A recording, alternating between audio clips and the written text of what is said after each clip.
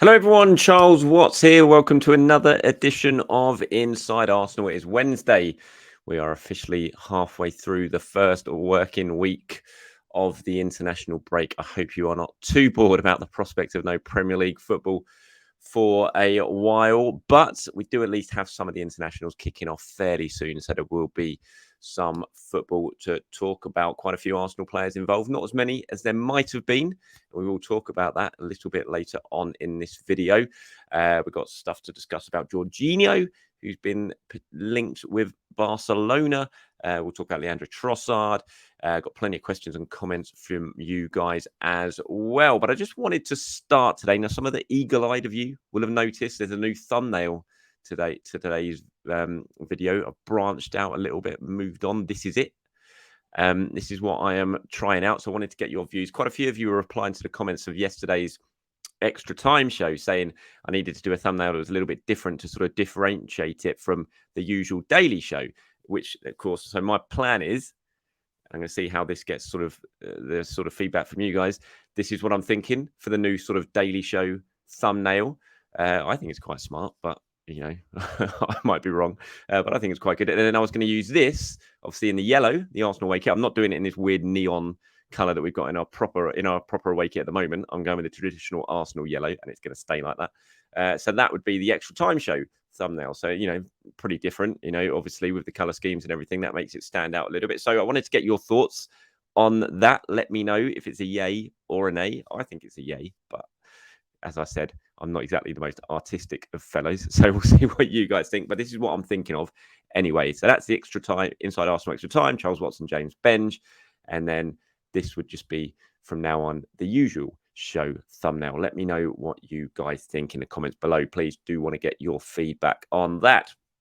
Right, let's talk about Jorginho now, shall we? I'm not sure if you'd have seen this or not. Some of you, I imagine, will have done, but Barcelona are being linked with interest in Jorginho in a potential January move. ESPN reporting that Barca want to sign a defensive midfielder in January, and Jorginho is on that list. Xavi is a known admirer of the Italian, has been interested from Barcelona in him before, of course. So I wanted to give my thoughts on this, and my thoughts are pretty adamant. Arsenal should not even entertain the prospect of letting Jorginho go in January.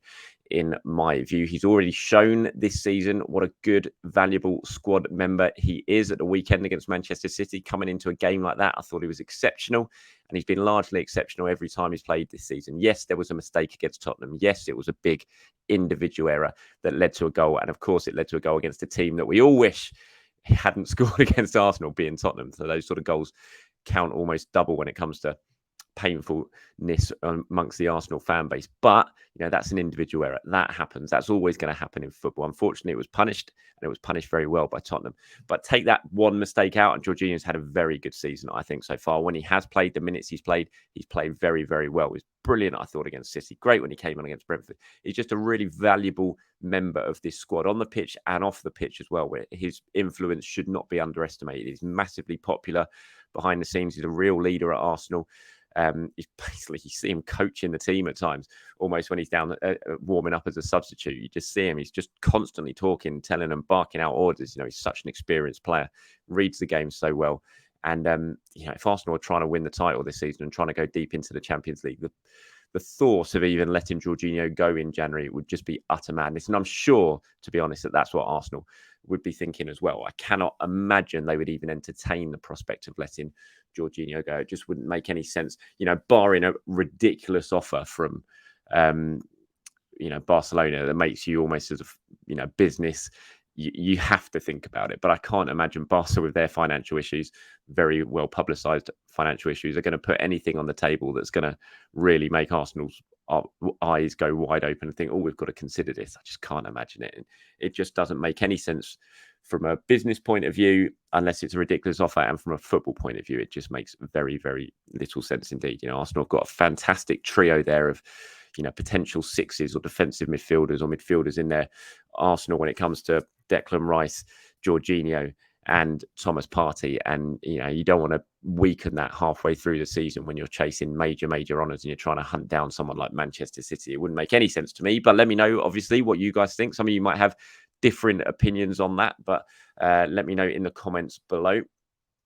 Okay, I wanted to talk about this. Now, I'm sure you watched this last night, and if you haven't watched it, you should probably go and find the clip. Actually, I might change my thinking on that. Probably don't go and find your clip because it's going to make you very, very angry. So unless you want to be angry, then ignore it. But if you want to get a little bit angry, if you want your adrenaline pumping, probably go and watch this clip with Howard Webb. Now, he was in the studio at Sky Sports doing one of his shows with Michael Owen, going through the sort of VAR decisions and talking about why these sort of mistakes have been made or these decisions weren't given or were given. He talked about, of course, the Tottenham versus Liverpool fiasco that we all know about, but he also talked about the weekend's game against Manchester City, and in particular, the decision to not send Mateo Kovacic off for the first challenge, which easily could have been sending off, but was a yellow card on the pitch, and then the VAR decided not to tell Michael Oliver to upgrade that decision. And then he talked about the failure of Michael Oliver to give the second yellow card for Kovacic's foul on Declan Rice just a few minutes later. If you haven't heard it, I've got the quotes here, so I'm gonna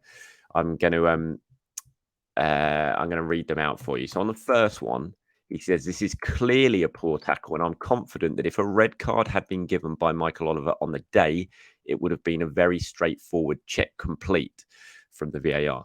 But Michael Oliver doesn't." And then he says, "Second yellows are something that VAR is not able to get involved in, but Kovacic, was extremely fortunate to stay on the field.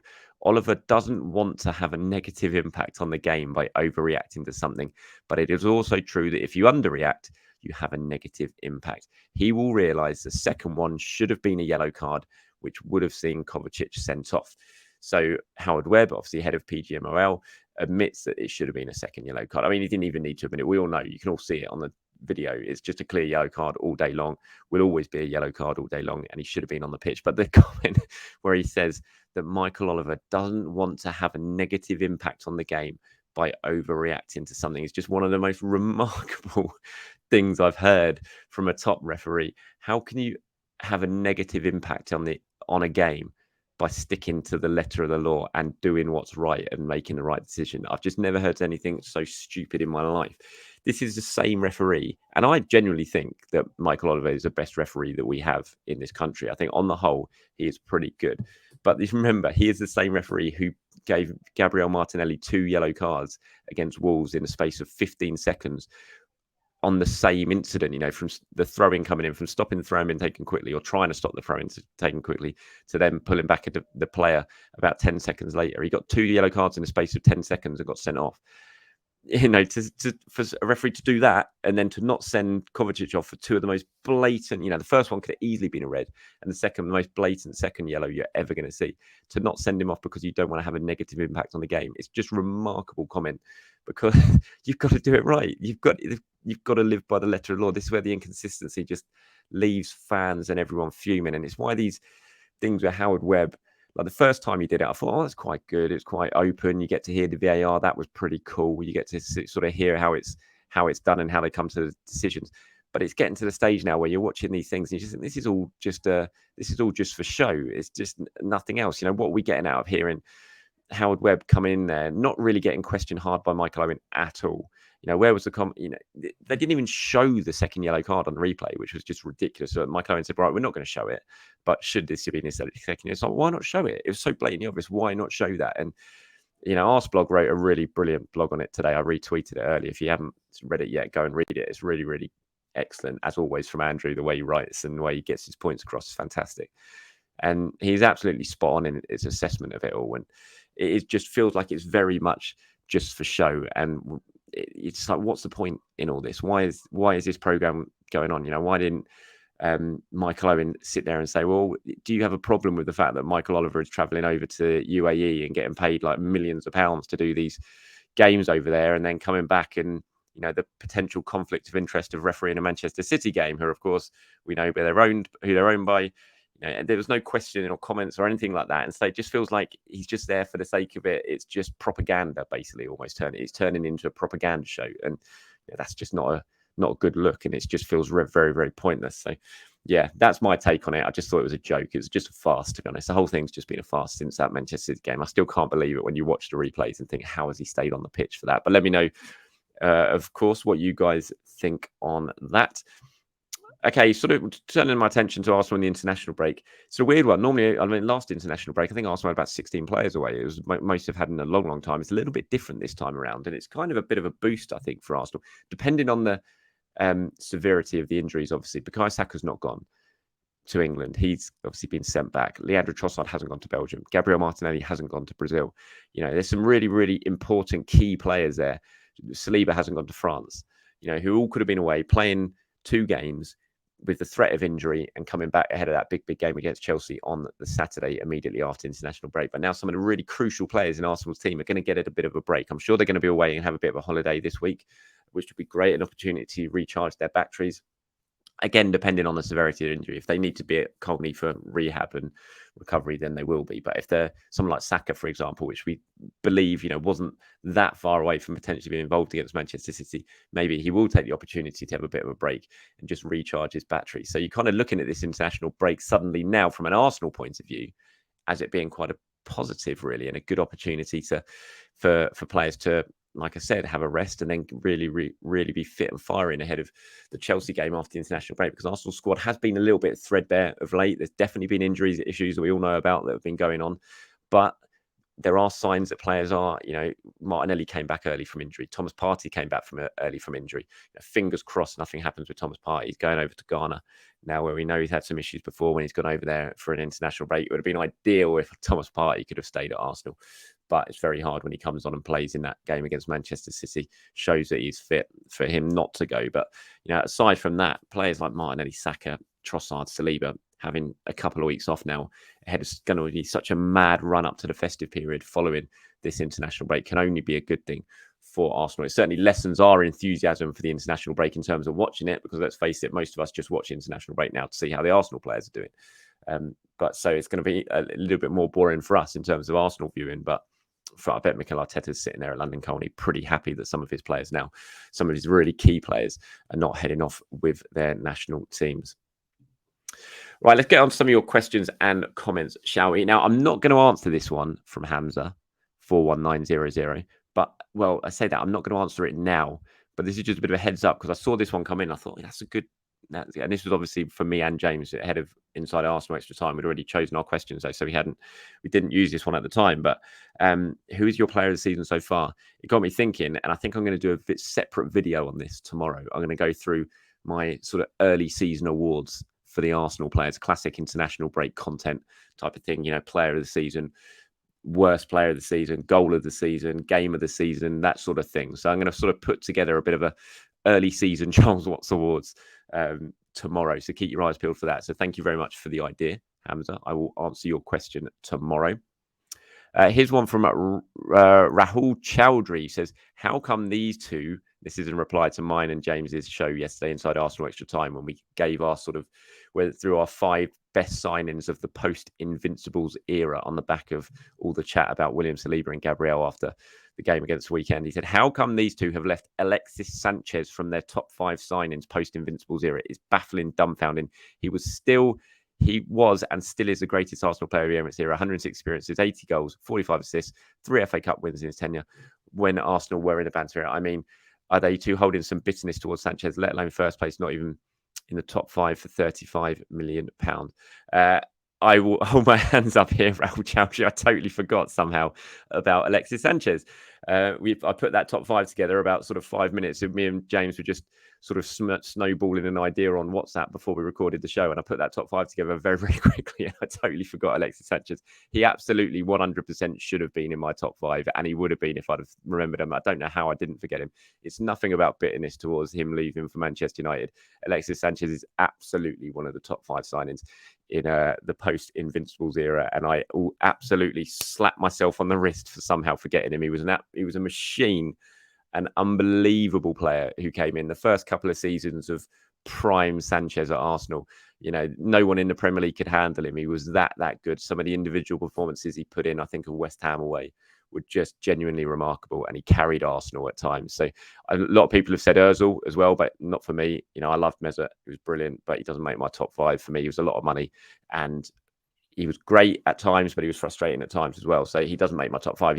I really like him. It was a really good signing. I loved his time here, but he doesn't make my top five. But Alexis Sanchez absolutely does make my top five. So yeah, apologies, Raul. It was nothing to do with bitterness about the way he left for Manchester United. I promise that he would 100% be there for me in my top five. Here's one from Raz Busan 703 or Raz Bizarri, sorry, 706. Sir Charles, I'm not sure I've ever been called Sir Charles before. Sir Charles, do you believe the development of Saliba justifies Arteta's decision to loan him back to back for 2 consecutive seasons? I do. He showed a lot of promise when he first arrived at Arsenal, but he had this flaw where he tended to go to ground too easily anytime he was tackled. He has since fixed this and become the Cullinan Rolls-Royce we knew he would be. Yeah, this is a really interesting one. A few of you have sort of replied to yesterday's comments talking about this. And does it justify it? I think it certainly justifies it. You can, you look at how Saliba has developed, and he's developed incredibly well out on those loan spells. There is obviously a sort of question mark over that, and people would have said, well, couldn't you have done that at Arsenal in the first team? And I do look at that second season when he was in Marseille, when he played so well in Marseille, and think he probably, I think he was probably good enough to play for Arsenal that season.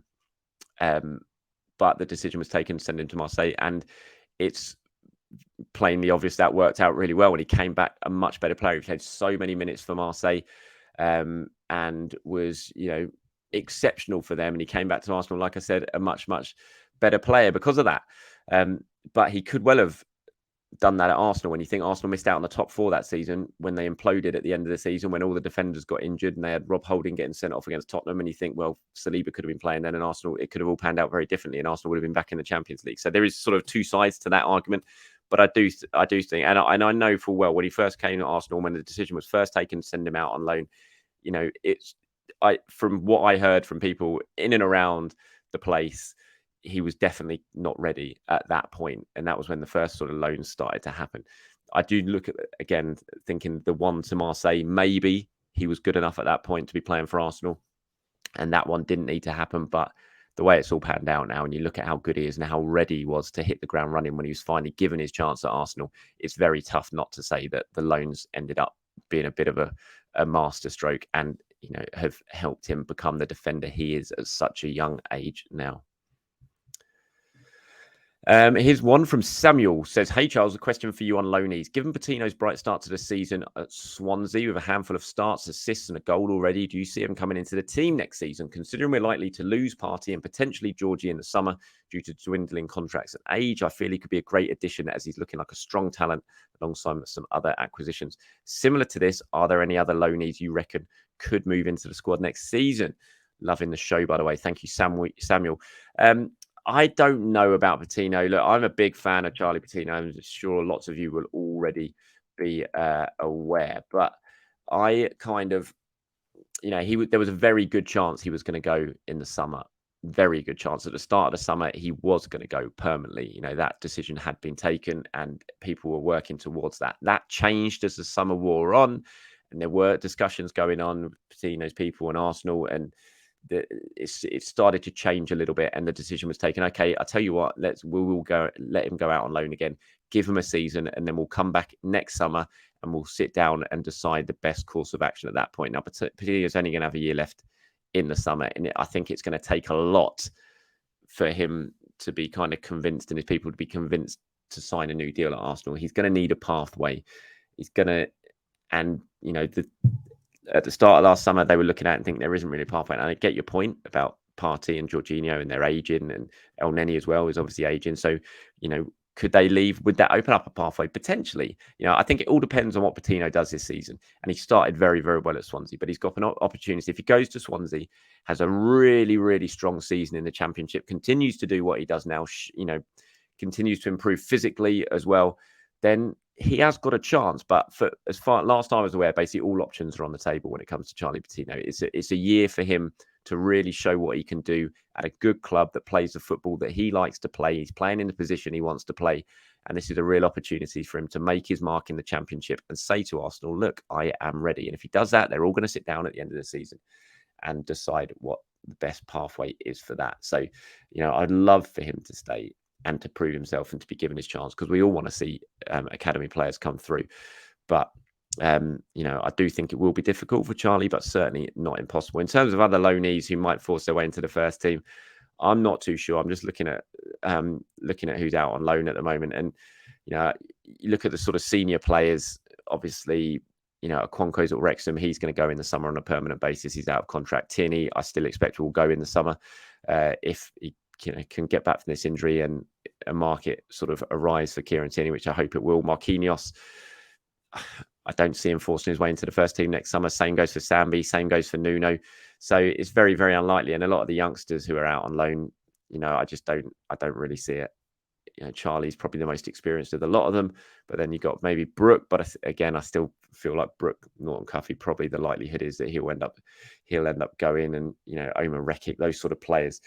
I just don't look at any of those really banging on the door of the first team, to be honest. But some of you guys might disagree with me. Let me know, of course, in the comments below on that. And quickly before I go, this is very, very different. Obviously, it's not a football one, but just wanted to answer it just so thanks very much for your questions. So Hale saying, Charles, will you be watching the Cricket World Cup? Who do you think will win? Yes, I am watching the Cricket World Cup. Of course I am. I love my cricket. And I was watching 2 very good games yesterday. England, of course, finally getting up and running with that very good win against Bangladesh after such a disappointing opening game for England. And Pakistan, fantastic from Pakistan. What a run chase that was against Sri Lanka as well.